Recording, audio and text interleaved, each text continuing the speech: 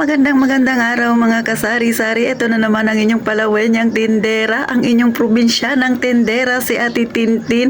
At for today's video mga kasari, sasagutin ko ang dalawa sa mga katanungan ng ating viewers. Kaya handa ka na bang makinig ukol sa problemang kinakaharap ng ating tindahan at kung ano-ano pa? Abay, umpisa na natin ang real talk at masaya nating chismis. Pauna lang, wag nyo nang intindihin anumang ingay ang maririnig ninyo. Gaya ng lagi kong sinasabi, ang tindahan ko, harapan ay kalsada mga kasari. So una kong sasagutin ang katanungan ni Ma'am Edna Gabio. Shout out sa'yo, Ma'am Edna Gabio. Sabi niya, Ma'am, ilang buwan ka na nagtitinda na hindi galing sa tindahan ang pambayad ng bills at saka ng aking wifi. O diba? Ito ay bagay na bagay sa mga mag-uumpisa pa lang ng kanilang tindahan. Ang katanungan na ito, hindi ko sure si Ma'am Edna kung may tindahan na or kauumpisa pa lang or nagbabalak pa lang na magkaroon ng tindahan. O, ito naman ang kasagutan ni Ate Tintin, no? Alam niyo, Ma'am, ang itsura ng aking tindahan ay ito. O, ang aking puhunan ay nasa 20,000 ng pasimula. O baka may magsabi, Ate Tintin, malaki na yung 20,000. Kung siguro ang pag-uusapan natin ay mga noong unang panahon pa, malaki talaga ang 20,000. Pero kung ang pag-uusapan natin ay mga ganitong panahon sa atin, tapos ang inyong lugar ay gaya dito sa amin, medyo malayo kami dyan sa Manila, may medyo maliit lang ang 20,000 mga kasari. Di ba nakita nyo naman ang itsura ng tindahan ni Ate Tintin? Oh, ang pangit-pangit tingnan, hindi ka nais-nais. Pero masaya ako kasi dyan ako nag-umpisa. Proud ako na simula sa ganyang itsura ngayon ay...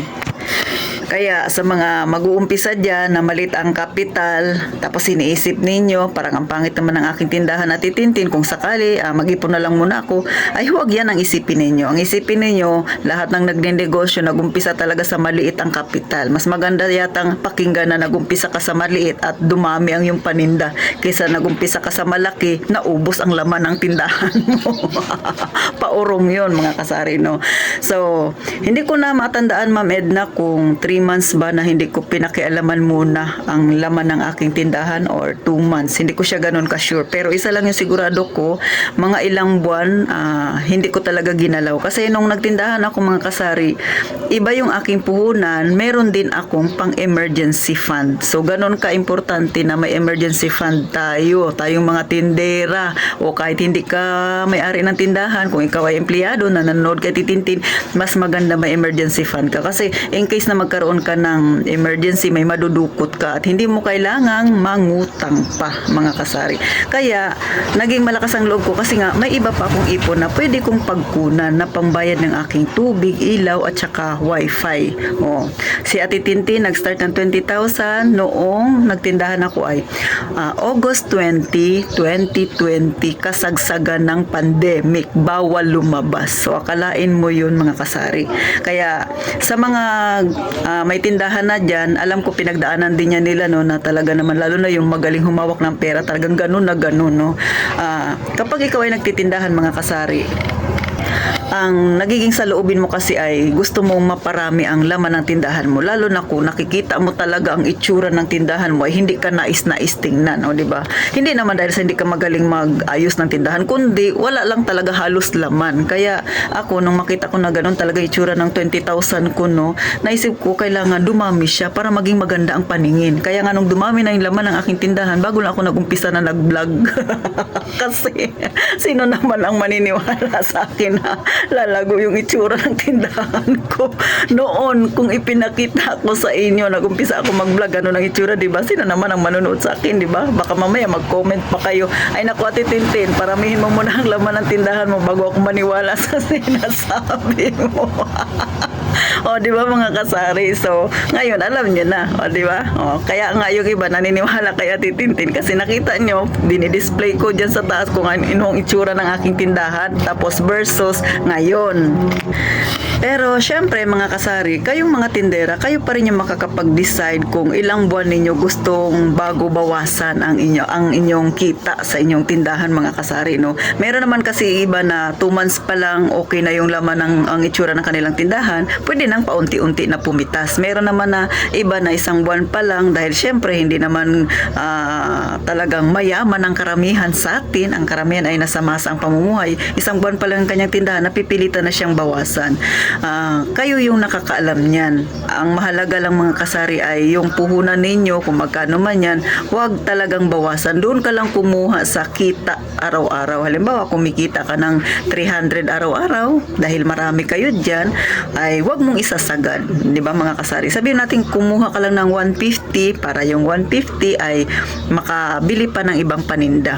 Sabihin na natin kasing ano man yan, bagal man yan ng pagong sa paglalakad yung nangyayari sa tindahan mo. Ang mahalaga, hindi mo nababawasan yung puhunan mo. Doon ka lang sa kinikita na paunti-unti na kukuha. Kasi mga kasari, yung karamihan na nanonood kay Titintin, hindi man tayo mayaman. Sino namang manood sa akin na mayaman? Ano na may papayo ko sa mga mayayaman, mayaman na sila, di ba? Sa akin mga kasari, ang target ko ay yung mga kagaya natin, paunti-unti lang. Kasi karamihan talaga ng naghahanap ng kasagutan sa mga kung paano ba paunti-unting makaipon, paano ba paunti-unting lumaki ang kanilang tindahan, ay mga kagaya rin natin na sa masa.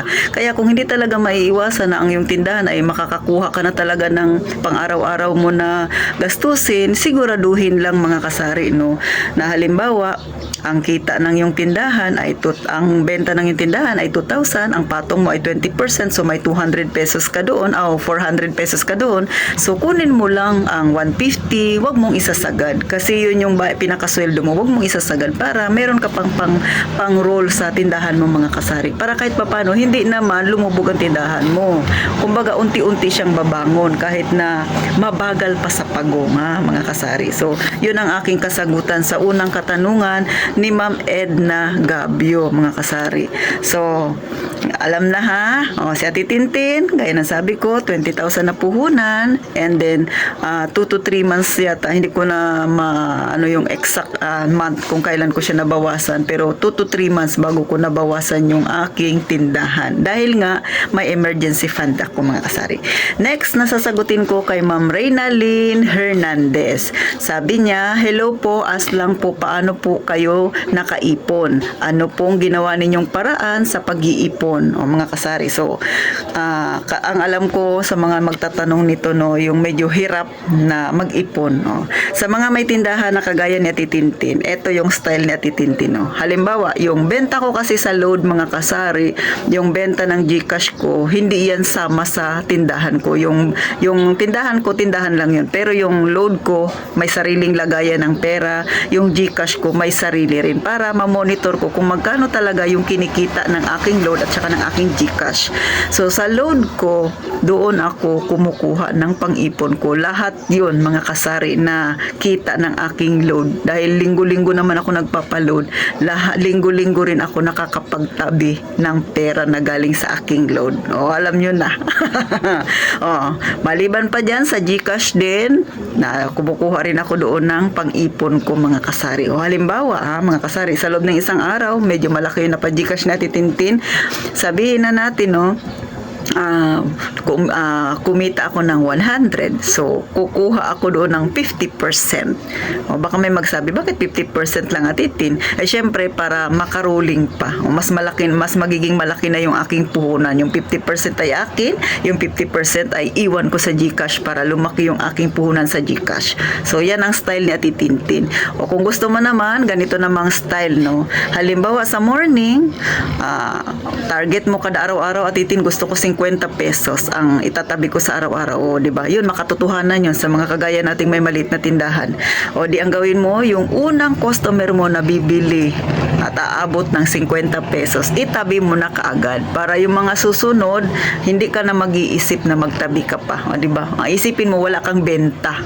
Basta nakapagtabi ka na ng 50 pesos, the rest nun, ayun na yung kita na, yung benta ng yung tindahan na hindi mo pwedeng galawin. So, may mga ganun ang style.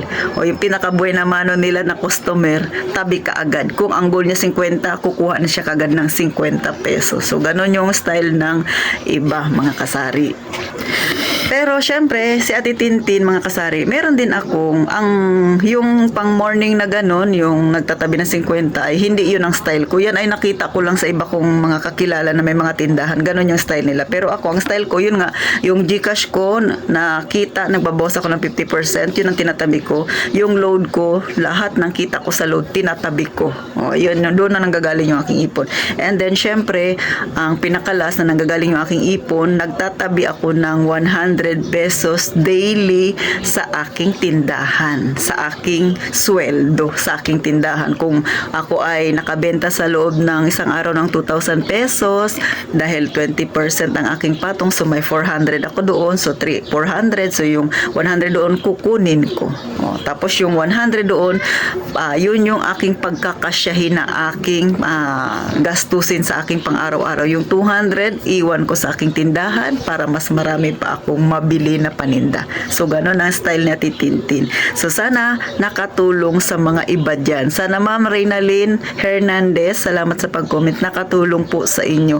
Mga kasari, no, hindi mahalaga kung magkano yung naiipon ninyo sa araw-araw. Lalo na kung kayo ay may maliit na tindahan or mas maliit pang inyong tindahan kay Tintin. Hindi mahalaga yun. Ang mahalaga, nag-uumpisa ka na i-exercise yung sarili mo sa pag-iipon. Kasi pag na-exercise ka na, mas marami ka nang maiipon. Kasi nag-iiba na yung mindset natin, mga kasari. So hanggang dito na lang si Ate Tintin. Ikaw ba na nanonood sa akin, may gusto kang malaman? Abay, i-comment mo dyan sa baba, mga kasari, para syempre pag-chismisan natin. Hindi lang ikaw yung makinabang, kundi yung mga iba pang nanonood kay Tintin, magkaroon din ng kaunting idea. Salamat sa inyong dalawa. Muli, shout out kay Ma'am Edna Gabio at kay Ma'am Reynalyn Hernandez na siyang nag-comment. Kaya may paksa si Ate Tintin ngayon. So magkita tayo sa sunod na vlog ni Ate Tintin. Huwag mo namang kalimutang mag-subscribe sa akin. At syempre, paki-like na rin ang aking video. At gaya nga ng palagi kong sinasabi, mag-iingat tayong palagi, mga kasari.